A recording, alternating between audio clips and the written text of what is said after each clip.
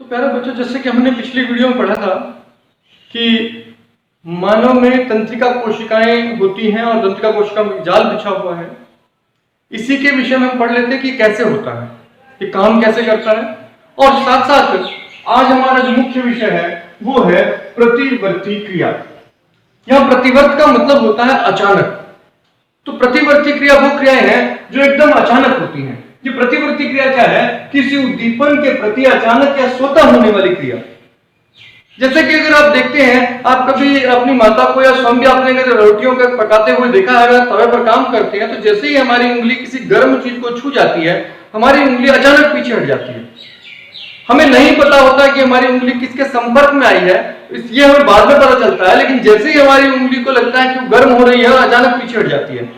ऐसा ही तब होता है जब आपकी सुई आपकी उंगली में चुभती है, कोई भी नोकीली चीज आपकी उंगली में चुभती है, या पैर पर कांटा चुभ जाता है, अचानक पैर ऊपर उठ जाता है। ये हम सोचकर नहीं करते हैं, इसके लिए हमारा कोई प्रतिक्रिया नहीं होती। आप किसी की आंखों के सामने ऐसे हाथ करेंगे तो अचानक उसकी आंखें बंद हो जाएंगी, पलकें झुक जाएंगी। ये जो प्रतिवर्त है, ये प्रतिवर्त है। ये प्रतिवर्त क्रिया सोच समझ कर नहीं की जा रही है, अचानक होने वाली क्रिया है, स्वतः ही हो जाती है। ये इतनी स्पीड से कैसे हो रही है, इतनी जल्दी कैसे हो रही है, ये इसको समझते हैं। अगर किसी भी प्रक्रिया में मस्तिष्क शामिल हो तो मस्तिष्क वस्तुओं का विश्लेषण करके आदेश देता है, इसलिए वह प्रक्रिया स्लो हो जाएगी। यदि हमारे हाथ तवे पर रखा है और संदेश भेजा जा रहा है मस्तिष्क को, तो मस्तिष्क पहले विश्लेषण करेगा कि तवे पर है, हाथ जल रहा है, और फिर हम उठाएंगे, इतने में तो उंगली जल जाएगी।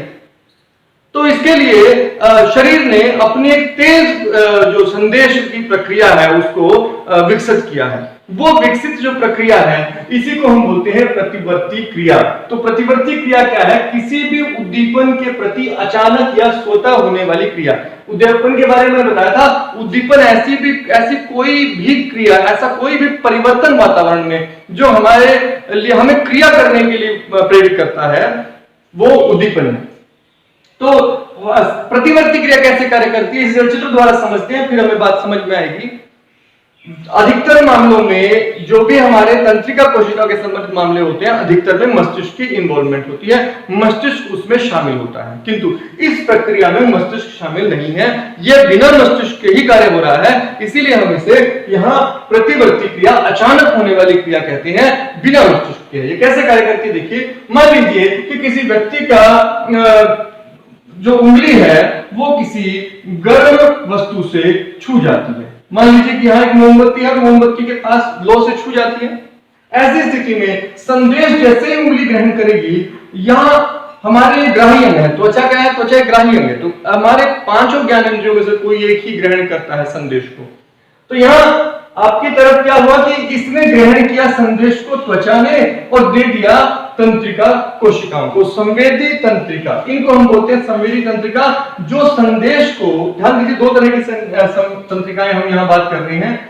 एक है संवेदी तंत्रिका। संवेदी तंत्रिका वो है जो संवेदना, यानी कि क्या हुआ है इसको ग्रहण करके संदेश को ले जा रही है, और जो उत्तर लेकर आएगी, प्रेरणा लेकर आएगी, करना क्या है उसे हम बोलेंगे प्रेरक तंत्रिका। तो यहाँ दो तरह की तंत्रिकाओं की हम बात कर रहे हैं। एक संवेदी जो संवेदना को लेकर गई, घटना क्या हुई है उसके संदेश लेकर गई है, और प्रेरक तंत्रिका जो प्रेरणा लेकर आई है, मतलब काम क्या करना है इसका संदेश देगी आकर।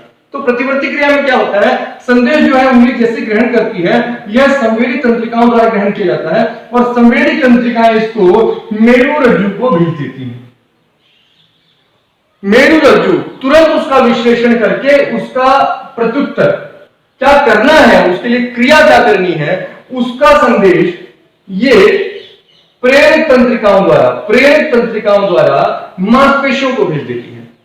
उंगली को संदेश नहीं आएगा। उंगली ने बताया कि कुछ जलन हो रही है, तो संदेश उंगली को वापस नहीं आएगा। संदेश जाएगा यहां से होता हुआ मेरुरज्जु को, रीढ़ की हड्डी में होती है मेरुरज्जु, धागे जैसी संरचना होती है, उसको संदेश जाएगा, और वहां से तुरंत संदेश आएगा हाथ की मांसपेशियों को। ये मांसपेशियां सिकुड़ जाएंगी और उंगली पीछे की ओर हट जाएगी। तो ये प्रक्रिया, ये अचानक होने वाली क्रिया है, एकदम से होती है, सेकंड के बहुत छोटे हिस्से में सब हो जाता है, इसमें मस्तिष्क कहीं शामिल नहीं है।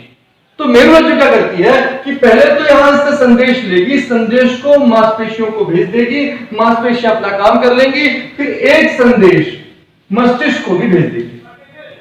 जैसे ही आपकी उंगली में कोई कांटा चुभता है या जलन होती है या किस तरह का कोई गर्म आप अनुभव करते हैं, दर्द का अनुभव करते हैं, सबसे पहली घटना होती है आपका हाथ पीछे हट जाता है और इतने में संदेश मस्तिष्क को मिल जाता है।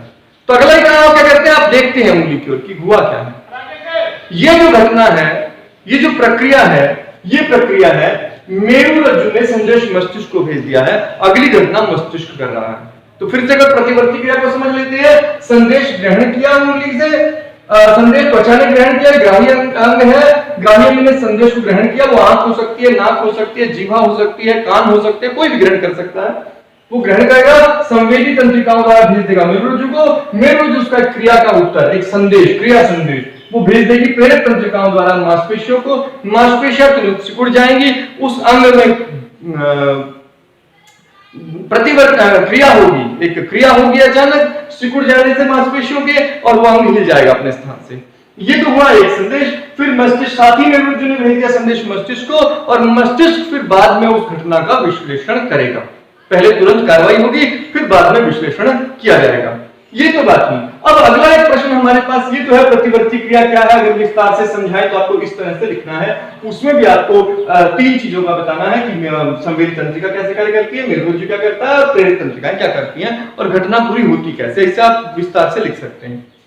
अगली जो बात हम करते हैं, एक प्रश्न आ जाता है कभी कभी कि प्रतिवर्ती चाप क्या है। प्रतिवर्ती चाप से आप क्या समझते हैं? प्रतिवर्ती क्रिया की भी हमने बात की, तो प्रतिवर्ती चाप क्या है? चाप एक, तो चाप क्या है? अगर देखिए रास्ता जो है ना, ये जो मार्ग है जिससे संदेश ग्राही अंग से लेकर संवेदी तंत्रिकाओं द्वारा मेरुरज्जु द्वारा पहुंचता है, और मेरुरज्जु से फिर प्रेरक तंत्रिकाओं द्वारा कार्यकारी अंग, इसको हम कार्यकारी अंग बोलेंगे, जिसने काम किया, कार्यकारी अंग तक पहुंचेंगे। ग्राही अंग ने संदेश ग्रहण किया, संवेदी तंत्रिकाओं द्वारा मेरुरज्जु को गया, मेरुरज्जु ने वापस प्रेरक तंत्रिका को दिया, और प्रेरक तंत्रिका ने कार्यकारी अंग तक इस संदेश को पहुंचाया। इस बीच जो कुछ घटना हुई, जो कुछ मार्ग अपनाया गया, इस मार्ग को हम कहते हैं प्रतिवर्ती चाप। तो प्रतिवर्ती चाप क्या है? संदेश का ग्राही अंग से संवेदी तंत्रिकाओं द्वारा मेरुरज्जु तक पहुंचना, और मेरुरज्जु से वापस संदेश का, यानी कि प्रेरक संदेश का, आदेश कह सकते हैं इसे, आदेश का प्रेरक तंत्रिकाओं द्वारा कार्यकारी अंग तक पहुंचने का मार्ग प्रतिवर्ती चाप कहलाता है। तो ये बात हमने की प्रतिवर्ती चाप की। अगली वीडियो में हम आगे की चीजों को विस्तार से जानेंगे। तब तक आप इसका अच्छे से अभ्यास कर लें।